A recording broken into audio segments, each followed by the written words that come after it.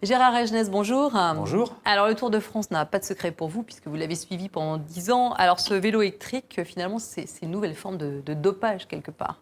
C'est une nouvelle forme de dopage, une forme terrible de dopage par rapport au dopage classique qu'on connaît, qui a toujours existé dans le cyclisme, qui doit bien exister encore, obligatoirement. On ne sait pas à quel degré. La différence, c'est que quand tous les coureurs se dopaient, ça faisait quand même beaucoup de dopés qui ne gagnaient pas. Si un seul coureur a un vélo électrique aujourd'hui et les autres ne l'ont pas, le vainqueur sera connu d'avance. C'est comme en football, acheter un match. Quand on achète un match, forcément, on est sûr de le gagner. Donc, il faut absolument combattre très fermement ce nouveau dopage électronique, oui. Oui, alors avec les infrarouges, ça paraît quand même assez facile de le détecter. Assez facile, on le saura quand ces rayons auront détecté un vélo muni d'un dispositif électrique. Mais en tout cas, l'important, c'est que les coureurs soient bien persuadés qu'ils risquent de se faire prendre avec ce nouveau système. Comme ça, on peut espérer qu'ils pédaleront à la force de leur jarret. On a vraiment l'impression qu'on va de plus en plus loin dans la tricherie, finalement, aujourd'hui. Mais on va de plus en plus loin dans tout sur notre planète. Donc, pas spécialement dans la tricherie plus qu'ailleurs. Mais la petite victoire, s'additionne à la folie des hommes. Enfin, on le sait depuis longtemps. Alors, par rapport à l'événement sportif proprement dit, donc la Grande Boucle 2016 commence le 2 juillet donc, au Mont-Saint-Michel, en France. Outre le fait que ça commence en France, quelles sont les choses importantes cette année ? C'est un tour déjà dont le départ va être majestueux. Parce que les images du Mont-Saint-Michel vont faire le tour du monde, forcément, puisque c'est comme le troisième événement le plus regardé après la Coupe du monde de football et les Jeux olympiques, le Tour de France. Donc ça va être somptueux. Après, c'est un départ classique en France, comme il y en a encore de temps en temps, parce que le Tour part de plus en plus souvent à l'étranger, parce que beaucoup de pays et de villes souhaitent accueillir le Tour de France. Tout à fait. Ouais. Et puis après, on est sur un Tour de France assez classique, qui va aller dans les Pyrénées, puis dans les Alpes, qui montera le Tourmalet, qui passera par le Mont Ventoux, le mythique Mont Ventoux, une étape forcément très attendue, qui passera ensuite dans les Alpes avec donc pas mal de montagnes quand même cette année. Oui, il y a beaucoup de montagnes, mais un peu comme tous les ans. Et puis des passages à l'étranger, en Espagne, en Andorre et surtout en Suisse, bien sûr, puisqu'il va y avoir une étape qui arrive en Suisse. Ensuite, la journée de repos à Berne, c'est-à-dire que tout le peloton va rester, et toute la caravane vont rester, des milliers de personnes vont rester en Suisse, du côté de Berne et dans la région. Et puis le lendemain, une très grande étape de montagne qui s'achève à Finot et Mosson, en montée, qui sera peut-être l'arrivée la plus difficile. Donc c'est peut-être en Suisse que va se jouer le Tour de France. Alors, le tenant du titre, Christopher Froome, semble bien parti. Quels sont les outsiders ? Christopher Froome est évidemment grand favori. Lui, c'est un champion qui ne court que pour le Tour de France. Donc, il se prépare toute la saison pour ça. Il court assez peu. Et une fois que le Tour de France est fini, il ne court pratiquement plus d'ailleurs. Sauf quand il va faire le Tour d'Espagne, mais c'est rare. Donc derrière finalement, lui... on est très loin du cyclisme à l'ancienne aujourd'hui. On est très loin du cyclisme à l'ancienne. C'est-à-dire qu'on ne se prépare que pour le Tour de France. Bien sûr. Eddy Merckx, Jacques Anquetil, il faisait la saison du début à la fin, courait toutes les courses.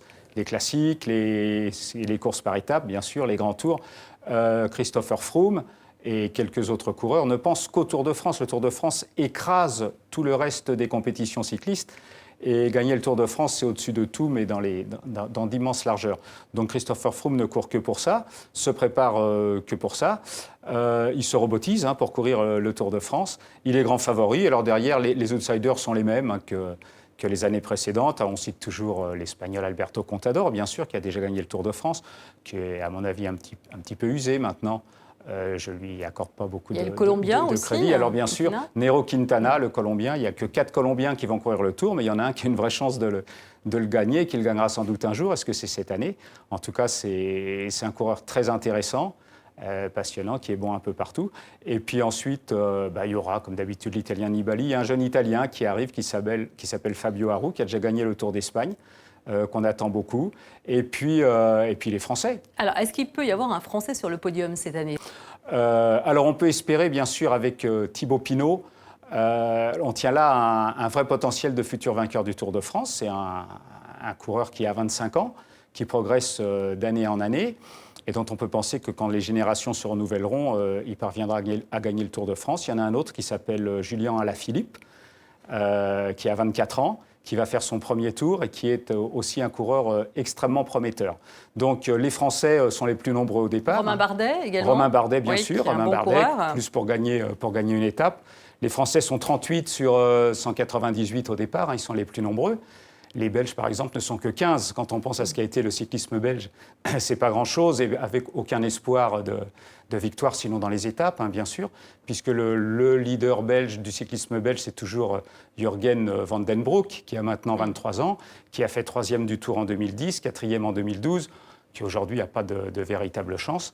Voilà, donc, mais au départ, on peut toujours tout imaginer, voilà, et il y a une magie du Tour de France, et qui laisse supposer qu'il peut y avoir des surprises, sinon ça n'aurait pas d'intérêt.